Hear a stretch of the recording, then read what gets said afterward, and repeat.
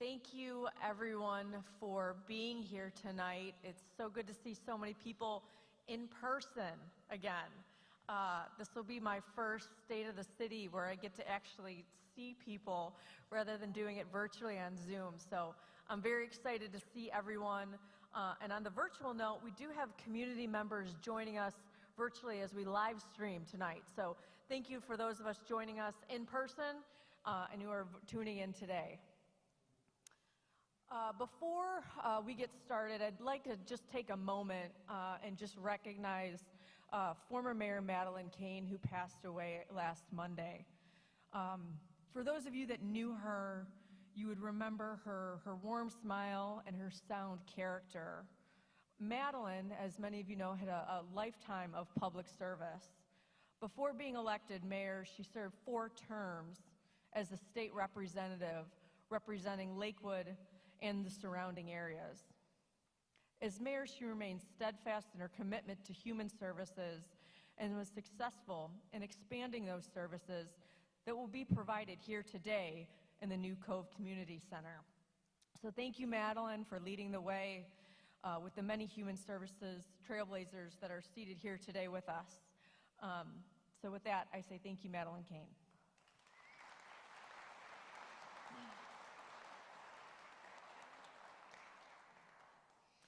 It is my great pleasure to formally open Cove Community Center to the public and welcome all of you to this fantastic new gathering place for the people of Lakewood.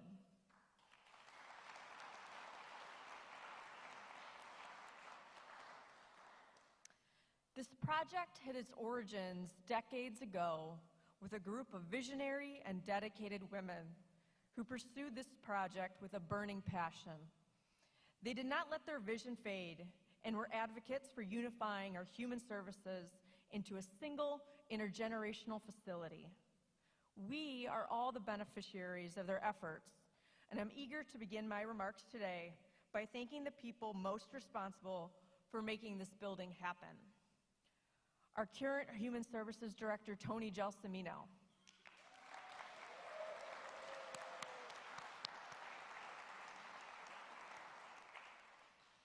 Kathleen Lawther, Founding Director of Aging and Human Services.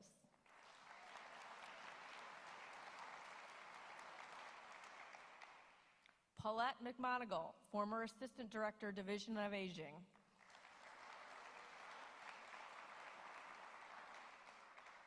Judy Carey, former Director of Human Services. Mary Hall, former Assistant Director, Division of Youth.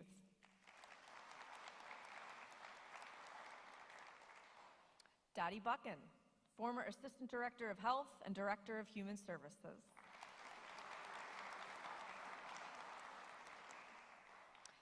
Dee Dee McNamee Gold, Senior Services Manager.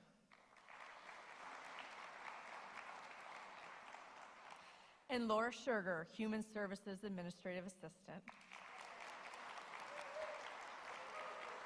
Let's give them all a grand round of applause.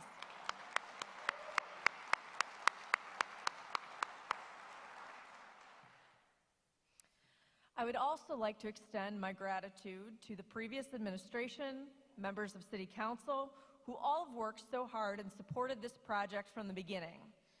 And a big thanks to our current team at City Hall, who have worked so hard to see this project through completion. Taking on such a large-scale project in the midst of a pandemic has been a huge undertaking. But we knew the importance of this building and the services provided by Human Services and are proud of this beautiful space. As you can see, there are a few finishing touches here and there, as well as a new roof that's going on soon with the weather breaking. But we are excited to have this facility open and to start serving the community of Lakewood. Before moving on, I'd also like to recognize some of our local elected officials that joined us this evening. State Senator Nikki Antonio.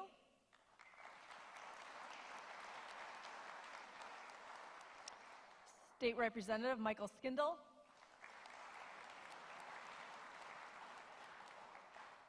Councilwoman Sarah Keppel. Councilman Jason Schachner,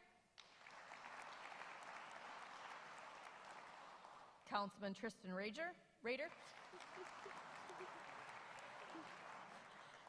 Councilman John Litton, Councilman Kyle Baker, Councilman Dan O'Malley, School Board Member Mike Callahan, School Board Member Nora Walsh-Katzenberger, and Judge Tessneff. Thank you all for being here. In addition to welcome you all here to see this beautiful new facility, it's my honor to share with you some remarks of the state of the city of Lakewood and our vision moving forward. I'm happy to report that our city is healthy, strong, and our future is bright. Lakewood is truly a special place. It's a community where all are welcome and all can find a home. Our city celebrates diversity and offers an opportunity for families and people from all walks of life to experience a high quality of life in an affordable manner. This is one of the things that makes Lakewood different and is our part of our city's values and character. Lakewood is a place for everyone, and we want to keep it a place for everyone. We are very fortunate to have so many inviting parks and other community assets that contribute to make Lakewood welcoming for all. And today, we are excited to celebrate the grand opening of another important public asset for Lakewood. Now is the perfect time for Lakewood to unify its human services into a single place that also provides many additional community amenities, including active and inviting outdoor spaces. COVID-19 has taught us once again about the critical importance of the city's work in this area. Just 2 years ago, shortly after I took office, our city had to make hard decisions to keep Lakewood operating in an uncertain time amidst the beginning of a global pandemic.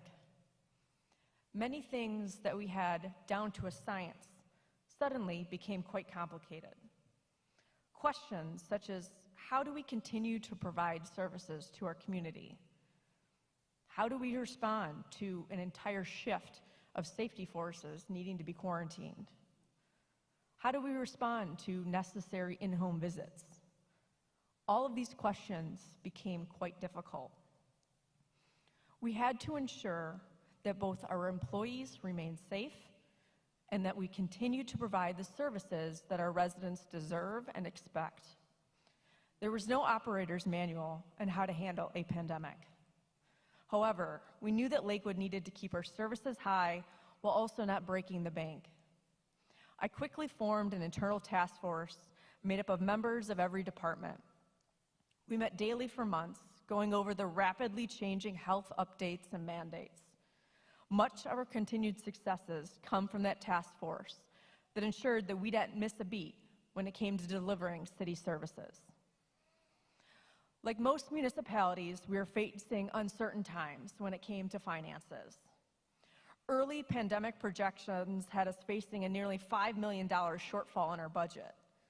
We quickly shifted gears and implemented a voluntary furlough program that saved the city over $500,000 and reduced overtime by another $500,000. These, along with other cost-saving measures, allowed us to be fiscally prudent while maintaining high-quality city services. Despite the pandemic, we finished the year in a better financial position than when we started. Based on these and other cost-saving initiatives, the City of Lakewood has received the Auditor of State Award, as well as the Distinguished Budget Presentation Award for the 2021 budget for the first time since 2007.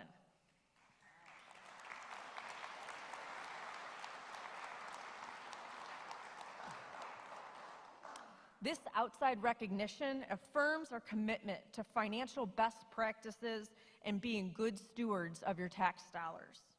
Affordability and superior services are two of the pillars of my administration and core values of Lakewood.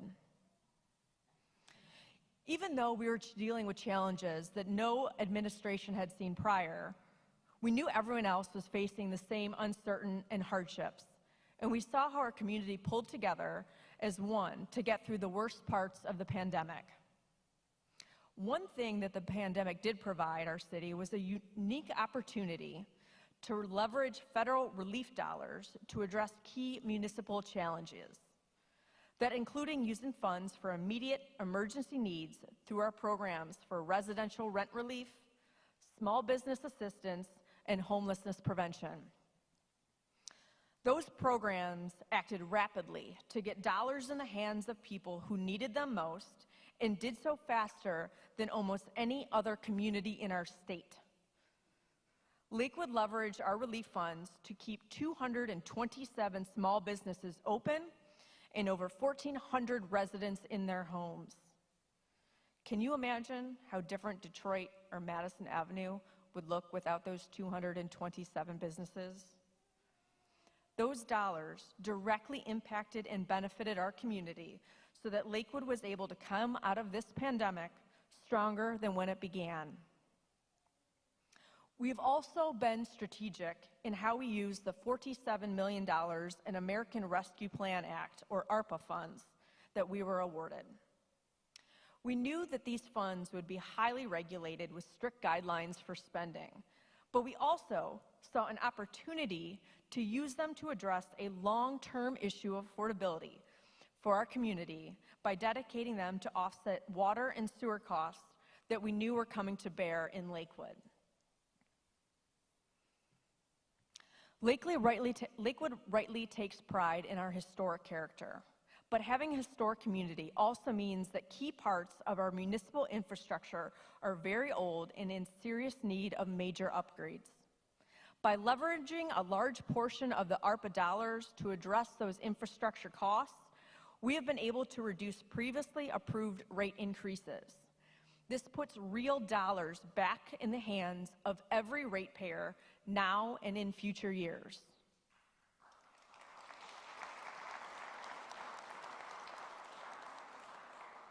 The savings will accrue by making this move add up over time and will allow us to keep our services strong, our bond rating high, and our community affordability for people from all walks of life. For some, this may not qualify as headline-grabbing news, but it's the kind of strategic move that will pay off by leveraging once-in-a-lifetime funds to benefit the people of Lakewood now and for decades to come. In addition to affordability, one of the core pillars of Lakewood is safety. We are fortunate to have world-class safety forces and our team of first responders with Lakewood Fire, EMS, and police who are here today. A great example of how we recently saw them all respond to a major crisis was the collapse of the Marine Towers West parking garage. Being on the scene that day, I was so impressed but not surprised with how our safety forces sprang into action and secured a chaotic scene to ensure that everyone was safe. In fact, Lakewood is fortunate in how safe that we are. Chief Kowchak recently issued the police department's annual report. And although the national trend on crime has increased dramatically, the report shows that crime in Lakewood is either flat or falling compared with 5 years ago. My administration's approach to crime is strategic. We provide our officers with the tools and equipment they need to play their part in keeping Lakewood safe. Over the past year, that meant new tools, equipment, and vehicles, as well as 40 new specialized cameras that our officers used to track crime. However, we must also have an appropriate and effective response to incidents which include prevention, fund and support effective youth programming and prevention strategies, invest in recreational assets such as our pools and recreational facilities, enforcement, continue to support robust community policing strategies, continue our investments in crisis intervention training, and continue investments in technology to help solve crimes. As mentioned, last year we installed 40 new police cameras throughout the city. These have been instrumental in solving a number of high-profile crimes and identifying stolen vehicles. Partnership and advocacy. The city cannot address these issues alone. We need to continue working with state legislators on policy that will reduce the ability for criminals to obtain guns. And finally, community accountability. We will continue to work with community partners to ensure our parks and public spaces remain active. I appreciate the great work of the Lakewood Outdoor Basketball Committee and the Friends of Madison Park, among others, who said we will not turn over our parks to violence. And finally, we need to continue to work with both police and the Anti-Racism Task Force on appropriate responses that include everyone. Our philosophy on crime in Lakewood is to make sure we keep the truly dangerous criminals off our streets while using prevention and alternative dispute resolution to help those who encounter police when they are in crisis. That's why, if you review the LPD annual report, you will see a large section on crisis intervention. It's also one of the reasons that we have such a strong human services and homelessness prevention programs in Lakewood. We continue to explore other strategic initiatives and partnerships to maintain a safe Lakewood. As I've mentioned, Lakewood is safe and affordable, but we also have incredible public assets to enjoy. We're not resting our laurels on the opening of Cove Community Center today. Our Lakewood residents deserve the best, and we have a number of projects in the works to improve our existing resources and explore the potential for new ones. This year, we will break ground on major improvements to Foster Pool that will make one of Lakewood's most used and cherished public facilities better than ever. When the project is complete, Foster Pool will be better positioned to serve the recreation and fitness needs of our intergenerational community, including everyone from serious swimmers looking to train and young swimmers looking to, young swimmers learning their strokes, to families looking to relax and cool off on a hot summer day. 2022 will also mark the first year of implementing the new joint agreement reached last year between the city and the Lakewood schools on repairs and improvements to the ball fields heavily used by Lakewood Recreation. This year, both Jimmy Fox Field and Usher Field will be completely rebuilt in time for the baseball season, and moving forward, we will rotate work on fields to ensure they are in top condition. This agreement is a major win for Lakewood. It addresses a lack of clarity from years past that led to issues with ball field conditions and ensures our kids and adult athletes have the facilities they need to enjoy themselves. Recently, we've made significant investments to Madison Park, Clifton Prado Park, Wager Park, and Kaufman Park. We've completed safety improvements to the Detroit-Sloan intersection, which including extending the multi-use path of the Metro Park's Rocky River Reservation along Detroit Avenue, creating a welcoming gateway into our community and improving access to one of our region's greatest assets. I would like to thank the Cleveland Metro Parks for their commitment to the City of Lakewood and their continued partnership.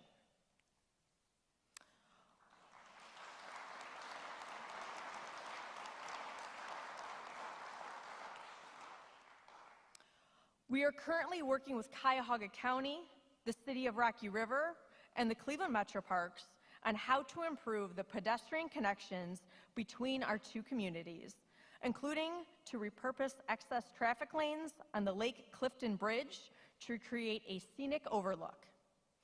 If COVID-19 reminded us of anything, it was just how essential having many high-quality outdoor recreation spaces in parks is to a healthy community. And my administration is focused on meeting the public's needs. With that in mind, we are currently exploring two potentially transformative projects that would add public access along our greatest natural asset, Lake Erie. The first is a planning process to determine whether we can add a public pier to provide better direct access to the lake.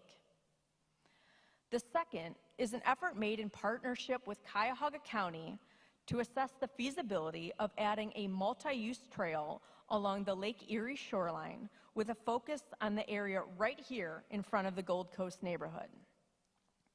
With both projects in the early stages, they are very promising, and my administration will make every effort to vet them and explore creative ways that we or other partners might finance their design and implementation. We continue to work with our community and county partners to make Lakewood a desirable place to live, play, and work. As our team at City Hall takes the lead on advancing and improving public assets, we are also a key driver and partner for development of private businesses and housing that add to the character and vitality of our community. The biggest news in this area is that just last week we submitted an updated plan for the future use of the former Lakewood Hospital site. What's especially exciting about this project is that it will retain a major growing business in our city for decades to come, while also using other parts of the site for community space, as well as hundreds of new housing units, including affordable units. By keeping Roundstone Insurance in Lakewood, we retain a company that expects to grow to 200 high-paying jobs in the near future, and that would otherwise have found it nearly impossible to stay in our city. Don't worry, this project also includes a multi-story parking garage to serve the immediate needs of our downtown area. This project will also include street-level retail to add energy to Detroit Avenue and a public gathering space where the Lakewood community can come together for events and gatherings or just have a place to relax and enjoy downtown. In addition to this exciting new development, we have a variety of many other important projects going on throughout our entire city.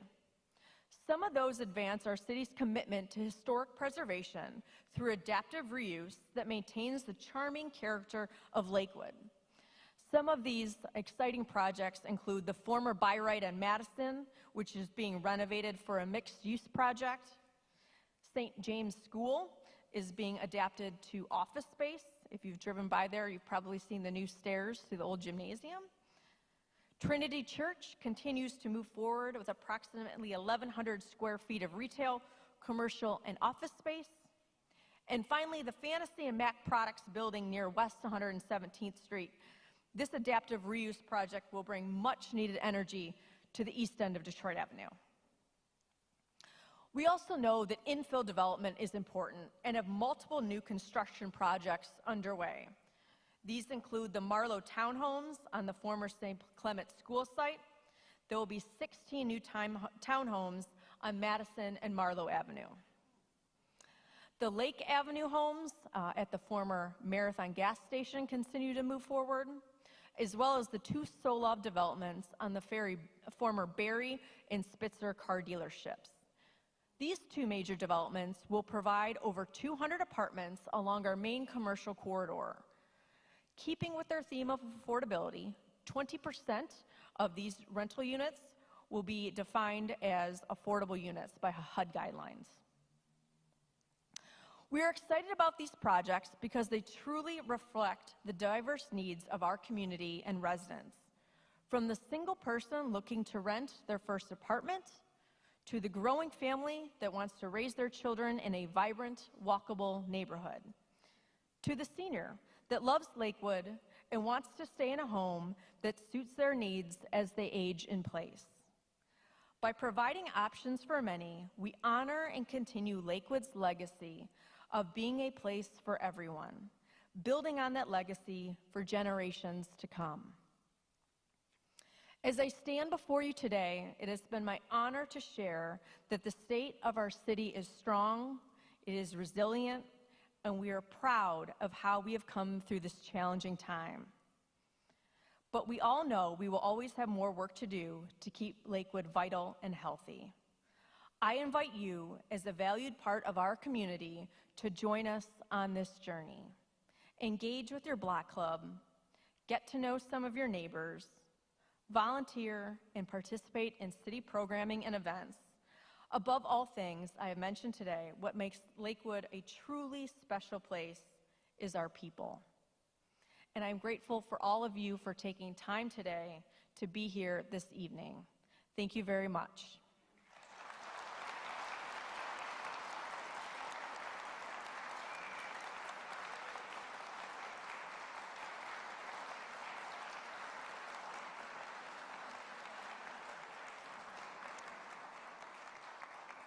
I welcome you all to take a moment and tour this beautiful facility that we have in place.